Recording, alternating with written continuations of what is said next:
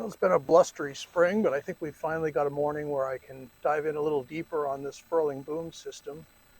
And what I'd like to do today is show you a few of the features of this mainsail that make this whole system work.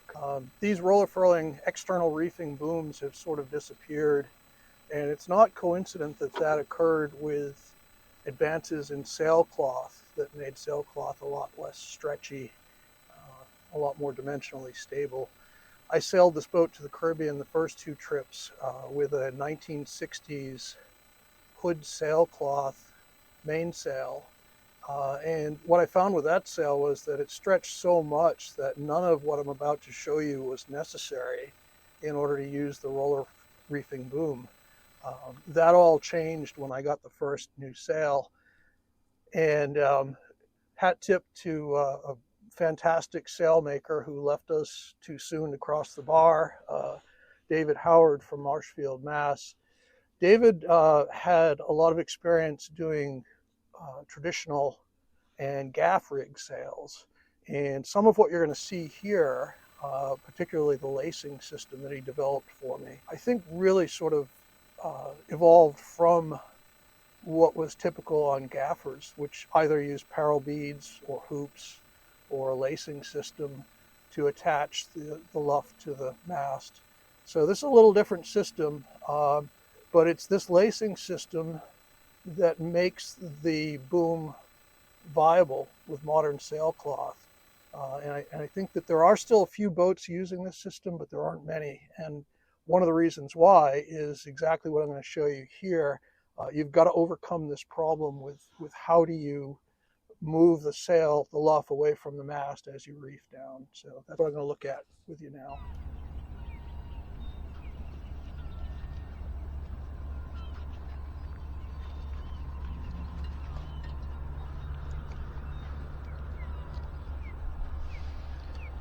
So the key to this roller reefing system is that there has to be a way for the sail luff to move away from the mast as you roll the sail down onto the boom.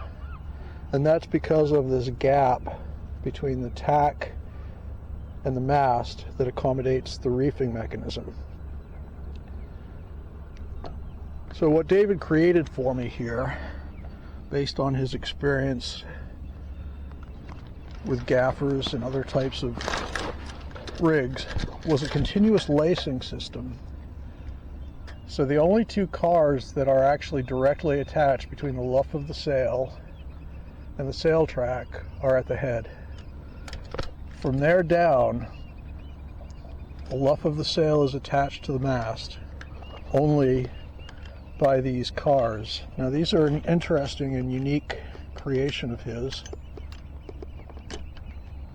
Let's take one off and look at it. If you look at this up close, this is a standard brass sail slide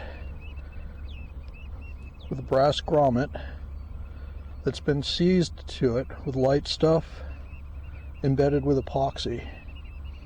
Doesn't seem very substantial, but they're actually quite durable. They're very easy to replace, very easy to make up spares, and they work really well. So that's the first key to the kingdom here, this lace line. And let me hoist now and I'll show you how that all works.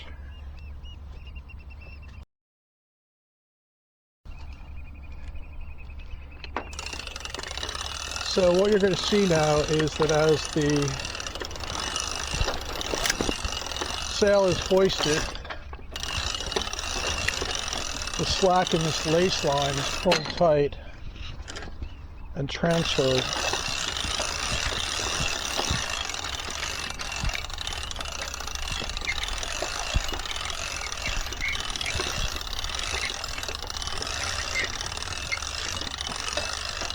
And that's the key to the operation. There is a gap between the mainsail and the mast, and the luff and the sail track.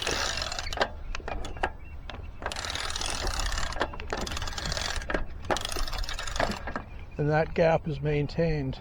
Now what you see here is that I have forgotten to put the lower car back on the mast. That'll be easier to understand in a minute.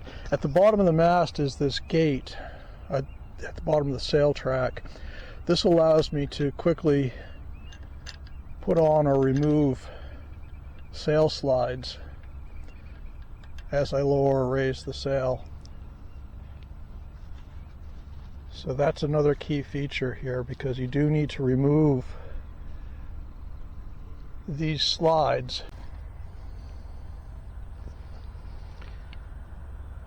So when it's time to reef, what you basically are going to do is come up to your winch, release the brake,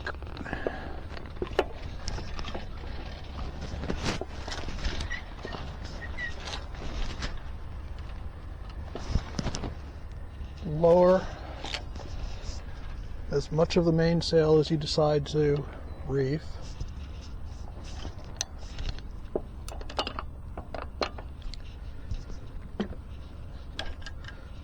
And then remove these sail slides from the track as they come down. What you'll see as I roll the main is that the slack in the lace line is transferred upward.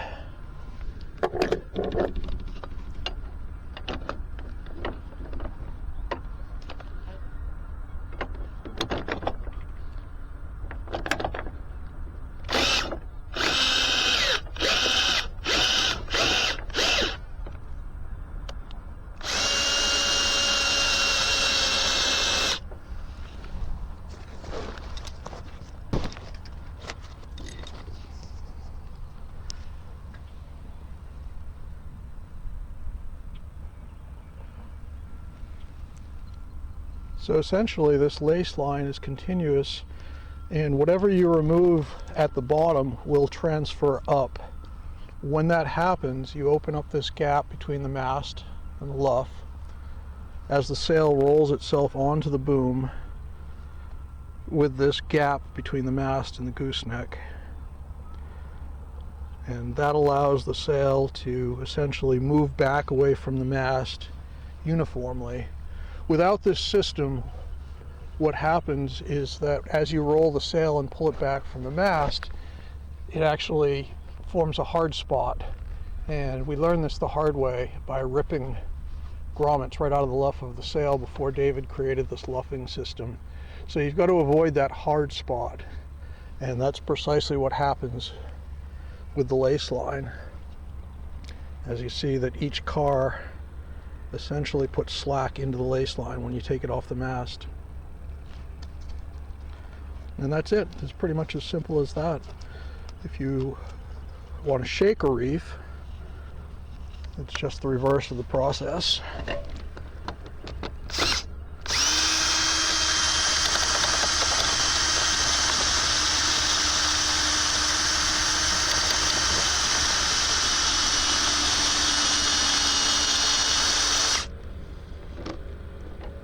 Unroll the sail,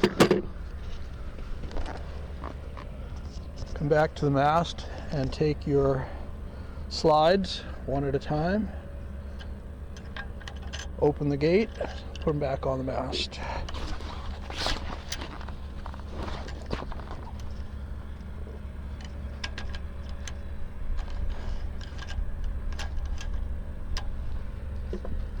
And then you just retension the halyard. And once again, the lace line does the hard part. It essentially makes sure that there are no hard kinks between the mast, track, and the luff of the sail. Keeps that gap nice and uniform. So one of the advantages to this system, in my mind, over a traditional slab reefing system, is that when you roll the sail onto the boom, it's somewhat evenly supported from tack to clew.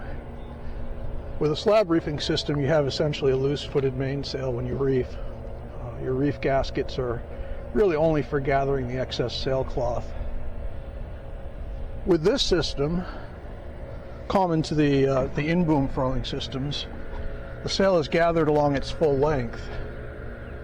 But unlike the in-boom systems that spiral the sail tightly onto a small diameter mandrel, this system allows the sail to be rolled over a much larger diameter boom.